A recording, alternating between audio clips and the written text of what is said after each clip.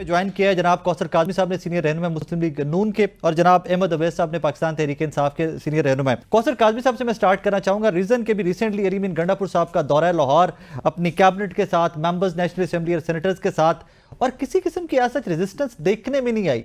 कुछ खबरें कुछ एम चलती रही मीडिया के अंदर भी कि जनाब शायद ये इजाजत लेके या प्लान करके गवर्नमेंट टू गवर्नमेंट परमिशन के साथ तशरीफ लाए थे लाहौर। काजमी साहब अस्सलाम वालेकुम सर। वालेकुम अस्सलाम जी। सर कैसे मिजाज हैं, खैरियत से आप? अल्हम्दुलिल्लाह बिल्कुल ठीक। सर सबसे पहले ये फरमाइएगा, since you are part of the Punjab government, Ali Amin Gandapur साहब जो रिसेंटली लाहौर तशरीफ लाए थे, पंजाब गवर्नमेंट से पूछ के इजाजत लेके प्लान के थ्रू आए थे या एक रूटीन का विजिट था उनका? देखें, ये कोई जलसा तो था नहीं, ना कोई अवामी गैदरिंग थी, उनकी अपनी एक मीटिंग थी। मेरे ख्याल में पाकिस्तान के अंदर मूव करते हुए आपको किसी ऐसी इजाजत की जरूरत नहीं होती जिसमें आप अपनी पार्टी या अमूर के हवाले से मिलकर बैठे हैं। हाँ, अलबत्ता ये है कि इनके अपने रोले रप्पे हैं, इनके अपने मसाइल हैं, उनको अगर अवाम से छुपाने के लिए ये मुख्तलिफ हीले बहाने बना लें, इल्जामात बोतान लगा लें कि शायद इजाजत ले के, और फिर ये भी कहा जा रहा था कि शायद सीएम ने कह दिया कि फलां बंदा आपके इजलास में आएगा और फलां नहीं आएगा। क्या अजीब मंतक नहीं है? कोई अजीब सी बात नहीं लगती आपको? यार, आपके अपने मसले हैं। आपने आलिया हमजा का बयान सुना, आपने वकास अकरम साहब की ऑडियो लीक्स देख ली, इनके अपने मसाइल हैं। यकीन करें, हम तो बैठ के एक तमाशा नजर आ रहा है कि एक ऐसी पार्टी जिसका एक लीडर जो है वो अंदर है, बजाय उसके लिए कोई काम करने के हुक्म देता है लीडर आपको 5 अगस्त का कि दमादम बस्त कलंदर होगा, आशूरा के बाद पता नहीं पहाड़ उल्टे हो जाएंगे, इनकलाब आ जाएगा, और आप 90 दिन का मामला बता के उसको 3 महीने की कैद बामशक्कत सुना के खाना शाना खा के लाहौर से निकल जाते हैं। बोतान हम पे लगाते हैं। यार, हमारा कसूर है तो इस पे हमारा कोई लेना देना नहीं है। लेकिन जस्ट लाइक दैट कि जिस तरह उन्होंने विजिट किया है, कल को ये बाकायदा इजाजत मांगी है हुकूमत पंजाब से जलसे के लिए, तो फिर आप इजाजत जलसे के लिए भी दे देंगे? नहीं, जलसे के लिए उस शख्स की इजाजत की बात कर रहे हैं जो कि एक शरई जवाज दे रहे हैं गोली के बदले गोली को, कि हम आएंगे, हम मार देंगे, हम खुदा की कसम ये कर देंगे, हम नहीं या तुम नहीं। फिर ऐसे जलसे की इजाजत ऐसे तो नहीं ना मिलती। फिर अवाम के जानो माल की, इमलाक की, हर चीज की उनकी हिफाजत हमारा फर्ज होता है, और उस तमाम तरह हिफाजती अमूर को सामने रख के जो ज़िली इंतजामिया, जो शहर की इंतजामिया, जो हुकूमती लोग हैं, वो इसका जायजा लेके फिर इजाजत देते हैं। लेकिन ऐसा नहीं हो सकता कि आप धमकी दे के निकलें और आप समझें कि आपको तमाम रास्ते खुले मिलेंगे। ये मुमकिन नहीं। अहमद अवैस साहब, आपने गुफ्तगू सुनी कौसर काजमी साहब की, ये तो बड़ा वैलिड पॉइंट है कि एक चीफ मिनिस्टर को, एक सूबे के चीफ एग्जीक्यूटिव को धमकियां देनी चाहिए। सर, एक गोली के बजाय 2 गोलियां मारेंगे, ठोक देंगे। डू यू थिंक ये पाकिस्तान तहरीक इंसाफ की पॉलिटिक्स ऐसी ही रहेगी सर? अहमद साहब, सर मुझे सुन पा रहे? देखिए, मैं आपको बताऊं, ये बात दुरुस्त है। मैं इस किस्म की पॉलिटिक्स को कभी भी मैं वो अपनाऊंगा नहीं या पसंद भी नहीं करूंगा जी। लेकिन सवाल यह है कि ये चीफ मिनिस्टर पंजाब हो या प्राइम मिनिस्टर ऑफ पाकिस्तान हो या दूसरे इम्पोर्टेंट होते इलेक्टेड लोग जो बैठे हुए हैं, ये तो फॉर्म 47 की औलाद है। इनको तो पास मॉरल अथॉरिटी भी नहीं है कि ये बात ही ऐसी कर सके। सिर्फ एक पीछे बंदूक की ताकत और ये बैठे हुए, ये बैठे कैसे हुए? आज वो न्यूट्रल रोल प्ले कर दें, बंदूक पीछे हो जाए, 1 सेकंड में ये पानी के बुलबुले की तरह ये खत्म हो जाएंगे। लेकिन सर फिर भी चीफ एग्जीक्यूटिव को तो अपने कारकुनान के सामने ये गुफ्तगू नहीं ना करनी चाहिए, ठोकेंगे, गोली मार देंगे, एक के बदले 2 मारेंगे।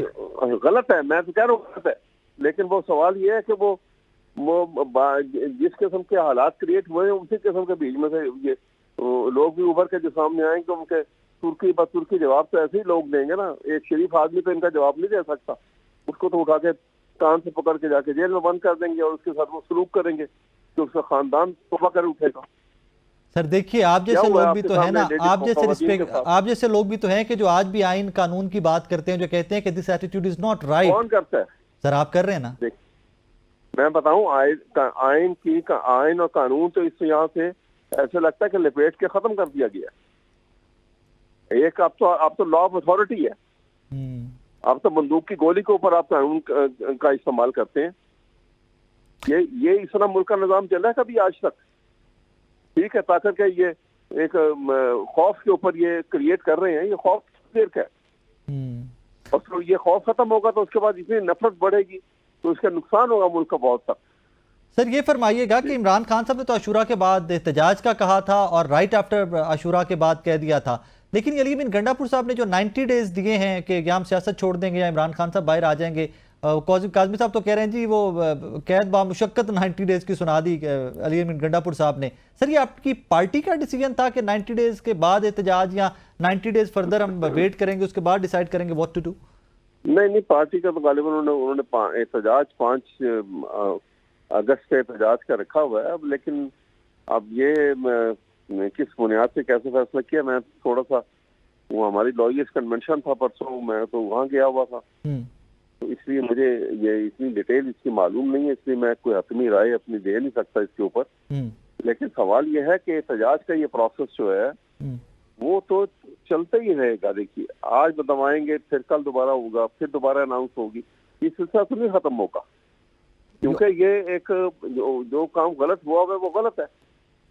और ये समझते हैं कि ये इन्होंने तो वो देखा ना कि जहाँ पे फौजियों ने आके, जिस वक्त एस्टेब्लिशमेंट ने आके जब कू हुआ था परवेज मुशर्रफ का, तो नवाज शरीफ साहब प्राइम मिनिस्टर थे और उन्होंने एक लम्हा नहीं लगाया, उन्होंने एकदम लिख के भी दे दिया कि मैं मुल्क बदर हो जाऊंगा और 10 साल पॉलिटिक्स में हिस्सा भी नहीं लूंगा और अपना सामान लेके यहाँ से चले गए।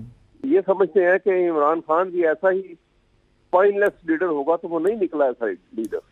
प्रॉब्लम इनकी ये बनी हुई है। कौसर काज़मी साहब, ये तो राना सनाउल्लाह साहब भी कहते हैं कि बड़ी बहादुरी से जेल काट रहे हैं इमरान खान साहब। पीएमएल वाकई में एक्सपेक्ट कर रही थी कि इमरान खान साहब भी डील शील करके पाकिस्तान से बाहर चले जाएंगे, या कि चले मैं खामोश होकर बैठ जाता हूँ?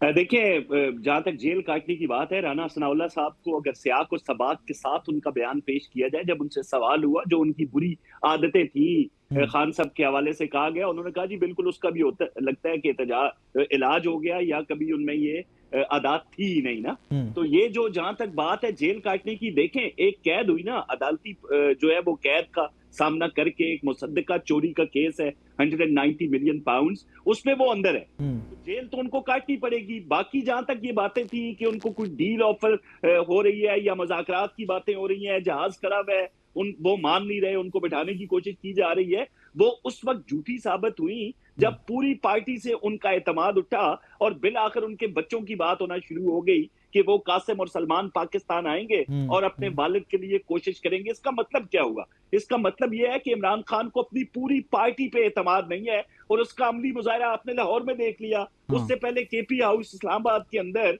जो एक पार्लिमानी कमेटी का इजलास होता है, वहां पे ये मुसद्दिका इतलात है कि इमरान खान की रिहाई के हवाले से वहां पे बात तक नहीं की गई। अब ऐसा सब सेकंड करेंगे मेरी बात को, सच्ची बातें करते हैं। पूछे इनसे कि क्या इन्होंने अली अमीन से पूछा पार्टी ने कि भाई वहां पे इमरान खान के हवाले से तो बात नहीं हुई, वहां पे भी खाना रोटी टुक्कर चला और उसके बाद वो गया और ये गया वाला मामला होता है। तो जब तक जहां तक बात है कि इमरान खान सब जेल काट रहे हैं, उनको काटनी पड़ेगी, अदालती एक सजा का सामने है उनको। और अगर उनको इंसाफ, वो समझते हैं कि इंसाफ के मुताबिक फैसला नहीं हुआ, तो वही रास्ता है जहां से सजा मिली है। हम तो बारहा ये कहते हैं कि उसी प्रोसीजर के तहत उनकी जान छूट सकती है। अलबत्ता जितने यूट्यूबर्स थे जो बाहर बैठ के एक अस्करी बिंग का रोल अदा कर रहे थे कि मर जाओ या मार दो, वो सब झूठे साबित हुए। बिलाकर इमरान खान को अगर ऑफर हुई होती तो फिर हम कहते हैं कि उन्होंने तस्लीम नहीं किया, उनसे किसी ने मुज़ाकरात नहीं किए। अलबत्ता वो ये चाहते हैं यार काज़मी साहब, राना सनाउल्लाह साहब ही को फिर कोट करूंगा, वो कहते हैं वो हमारे साथ बैठना नहीं चाहते, हमसे बात ही नहीं करना चाहते। इसका मतलब तो ये ना कि आप लोग इंटरेस्टेड हैं, बैठे पे बात करें। भाई हम कब नहीं हुए?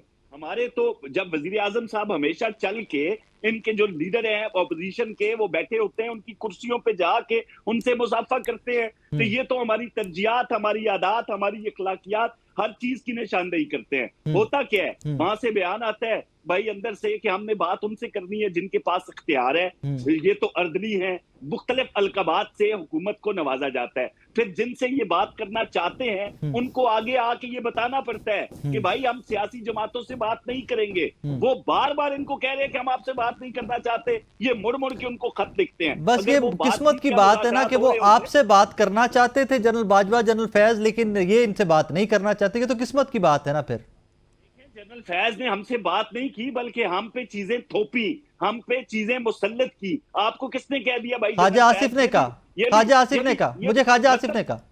मतलब जहां तक हमें दीवार के साथ लगाने में जनरल फैज का किरदार है, जिसके हवाले से मियां नवाज शरीफ ने 2018 में हार्ले स्ट्रीट क्लिनिक की सीढ़ियों पे खड़े होकर बरमला इस बात का इजहार किया था जब वो डीजीआई भी नहीं थे फैज साहब। उस वक्त मियां नवाज शरीफ ने ये कहा था कि फैज साहब मेहरबानी करें, ये जो आप वफादारियां तब्दील कर रहे हैं इनसे बाज आ जाए, आप हमारी पार्टी के लोगों को धौंस से, धमकी से, लालच से हमसे दूर करने की कोशिश कर रहे हैं। वो आपको महकमा ज़राअत वाला मामला याद होगा जब ये इस्तलाह निकली पाकिस्तानी सियासत के अंदर, तो हम फिर उसके बाद मरियम नवाज के बयान आप सुन लें, चाहे वो इस्लामाबाद हाई कोर्ट हो, लाहौर हो, मीडिया टॉक्स हो, जलसे हो, वर्कर्स कन्वेंशन हो, खुल के उन्होंने फैज, जनरल फैज का नाम लिया था। तो हम तो पीछे आज भी ले रहे हैं।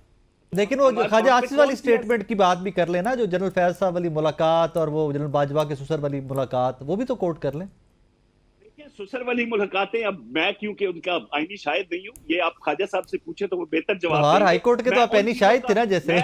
उन चीजों का जवाब दे रहा हूँ साकिब, जो मेरी आंखों के सामने थी। मैंने 3.5 साल मियां साहब के साथ गुजारे है, मुझे पता है कि किन किन अमूर में किन किन का हाथ रहा। मियां साहब खुल के बात करते थे। नाज़रीन, यहाँ पे वक्त तो एक ब्रेक का, ब्रेक के बाद वापस आपकी खिदमत में हाजिर होते हैं, हमारे साथ रहिएगा।